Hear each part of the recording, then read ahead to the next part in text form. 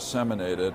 And I think we've got to have a serious discussion about what the legal obligation of news organizations is in cases like this where they know they're accepting and distributing stolen classified material. Because they say, it's a serious question. The Times says that they were very careful not to publish anything that would endanger U.S. security. Just so I'm clear, because I think in another interview you said there should be investigation.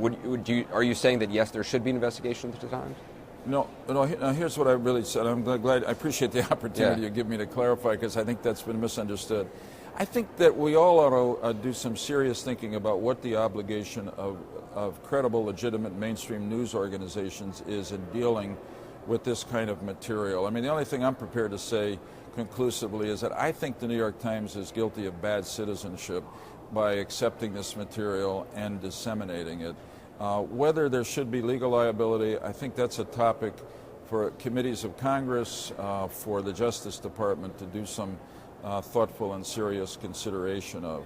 But you do think Congress, you do think the Justice Department should be discussing this concerning the New York Times and try to figure out whether or not there needs to be a further investigation.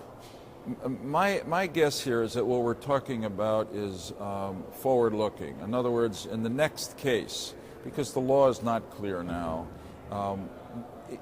is there reason for us to adjust the law to hold news organizations that distribute stolen classified material liable for a violation of the law? I understand this is a First Amendment. It's very sensitive stuff. We have to balance the rights of a free press against the national security interest of our country. But this case, I think, calls on us to have a thoughtful discussion of that and see whether we want to amend the law to protect ourselves better in the next case that comes up, because there surely will be a next case.